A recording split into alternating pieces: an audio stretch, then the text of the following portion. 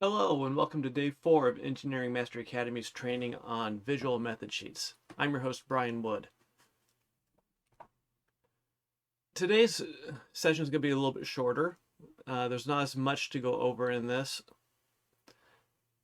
This session is really going to be more of a setup for the future. So when communicating today's session is all about communicating with the operator, or engaging with the operator as I titled it. The most important thing to remember in this is that you're a team.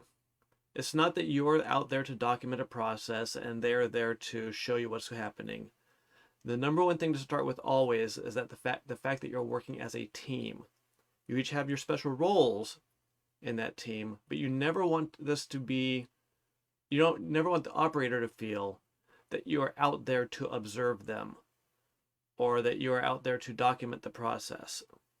You want to make sure that you're always very clear with them that you are there to help them by creating a new process or creating a better process, to help them to make their lives easier. Because that's really what work instructions are about, in my opinion. Yes, work instructions are about process consistency and product quality, but the most important aspect of it, in my opinion, is getting the operators on board with the process, because that is what will lead to long-term quality and consistency.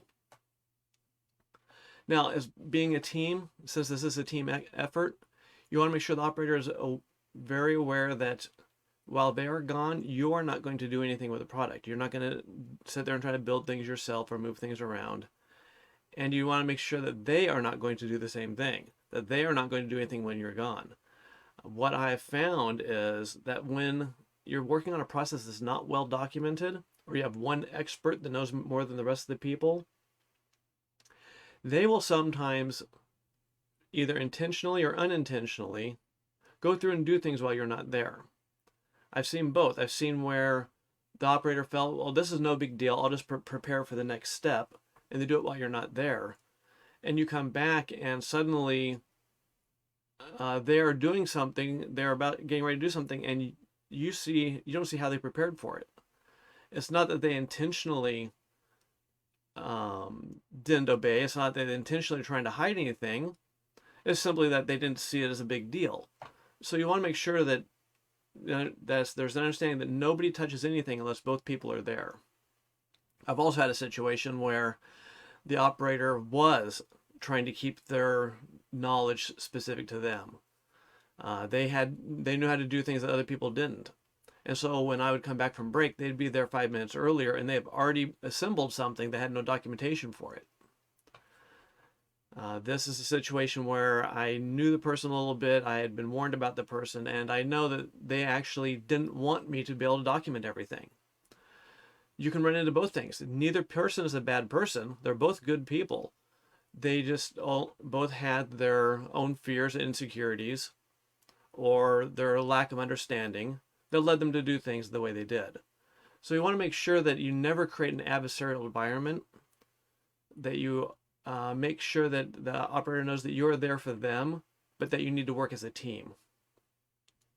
The relationship that you have with the operator. Most often, especially if you're documenting a process that's already in place, the operator's been doing a while, the operator is the expert in the process. You might be the expert in the technicals of the product, but the operator is the one who's been doing the process every day. Doesn't mean that they're doing it properly. There can be situations, I've been in situations where the operator is doing something different from the method sheet. Sometimes the operator is doing something different for the method sheet because the method sheet's wrong and has not been updated. Maybe there's been a product design change. Maybe there was an oversight that was just never fixed, and so they have to do things differently. Other times they found that, oh, well, it's more efficient if I do it this way or that way. Either way, the operator is making decisions on how to build something that should not be decided by the operator in most cases. And they can make mistakes. I have seen where the operator intentionally went out of process, did things in a different order because it was much easier to do it that way. And what happened is they tightened one thing before they tightened another thing, And as a result, there was a little bit of a binding in there. And the operator couldn't see a problem, and I couldn't see any problem actually either with how it was going. But when the design engineer looked at it, it said, you can't do that. The reason we've done it in this order is because when it gets down to the final part, when they go to test it and it's binding this way, they have problems with the in this case a laser, that they don't understand what's going on. So you always want to make sure that if you're not the expert and if they're not the expert, then you have the expert there with you. And it's always good if you believe the operator is the expert and the operator seems to be doing everything right and you're documenting it. It's always good in the end if you pass it by the design engineer and say, does this look right, if you have questions. Many times there's no reason to go to the design engineer. It's quite obvious that things are okay. But if you ever have any doubts, always run it by whoever designed the product if possible. If not who designed the product, then whoever manages the product at that point. And as always, you always want to, if you are the student and they are the teacher, you want to be asking questions all the time. They do it all the time. They don't see the gaps that they have in their own thinking. They go through and they might do 5 steps and see it as 1 step. You might need to tell them, hey, hold on a second, I need to take more photos here. Never be hesitant to give new instruction. Never be hesitant to slow the operator down so that you can learn everything. Now, if it's a situation where you are the expert in the product and they're really more of a student, maybe they've been doing it for a little while, maybe it's the first time they're seeing it, then you want to make sure you always encourage them to ask questions, to not just look at what you're doing, not just follow what you're doing, but to ask questions anytime they have them, because you don't see your own gaps that you have.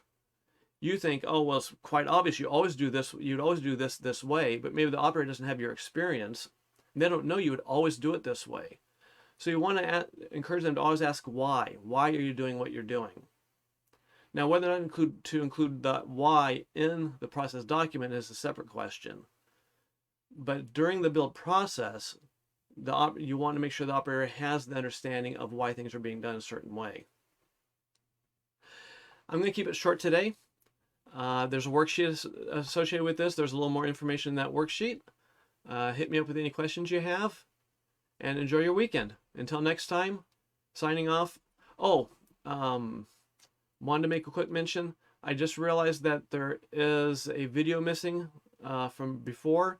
I'm going to try to get that video up. I believe it's 5S day 2. For some reason it disappeared again. So that video is becoming, but for right now, I'm going to sign off, and I'll see you next week for session 5.